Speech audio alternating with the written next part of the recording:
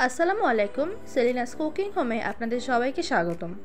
আজকে আমরা বানাবো কলা দিয়ে বড়ার রেসিপি। বেশি পেকে যাওয়া কলা দিয়ে তৈরি করে ফেলতে পারবেন এই রেসিপি। এইভাবে পাকা কলা দিয়ে যদি বড়া বানিয়ে দেখেন তাহলে আর কখনোই কলা ফেলবেন না। তো চলুন শুরু করা যাক। প্রথমে আমি একটা ব্লেন্ডার জারে নিয়ে নিচ্ছি কলা। আমি এখানে বেশি পাকা কলাগুলোকে ডিপ ফ্রিজ করে রেখে দিয়েছিলাম। এবার দিয়ে দিচ্ছি চিনি। এখানে আপনারা আপনাদের পছন্দের মতো চিনি দিয়ে দিবেন। দিয়ে দিচ্ছি স্বাদ মতো লবণ আর দিয়ে দিচ্ছি একটা ডিম। ডিমটাকে দিয়ে এটাকে ব্লেন্ড করে নিচ্ছি।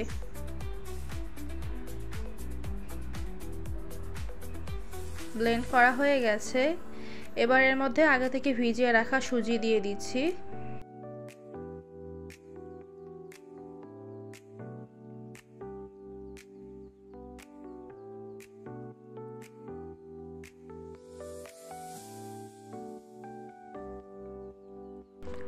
এবার সুজিটাকে দিয়ে আবারও আরেকবার ভালোভাবে ব্লেন্ড করে নিচ্ছি যাতে সবগুলো একসাথে খুব ভালোভাবে মিশে যায়।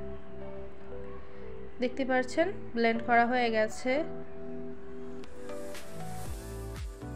এবার আমি ব্যাটারটাকে একটা বাটিতে ঢেলে নিচ্ছি।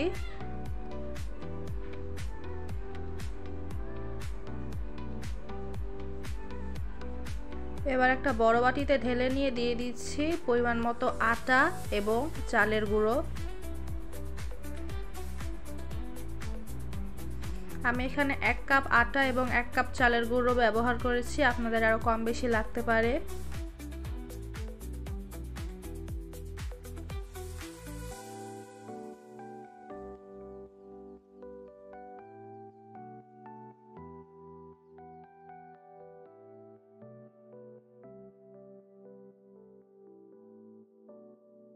ডোটা পারফেক্ট হয়েছে কি না তা দেখার জন্য এরকম একটু হাতে ডো নিয়ে তারপর ছেড়ে দেখবেন। যদি এটা এরকম বল শেপের থাকে তার মানে ডোটা একদম পুরো পারফেক্ট হয়েছে। এবার এটাকে কিছুক্ষণ রেস্টের জন্য রেখে দিব।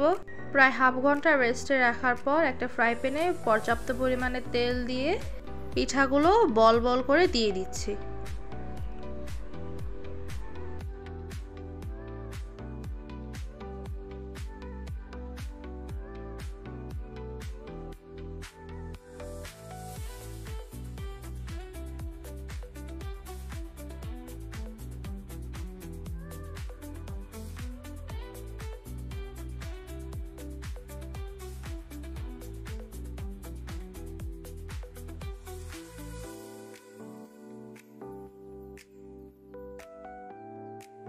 পিঠাগুলোকে সময় নিয়ে লাল লাল করে ভেজে নিচ্ছি, এতে করে উপরে ক্রিস্পি হবে এবং ভিতরটা খুবই সফট হবে। আমার পিঠার এক পাশ হয়ে গেছে, আমি এগুলোকে উল্টে ভালোভাবে দুই পাশই ভেজে নিচ্ছি।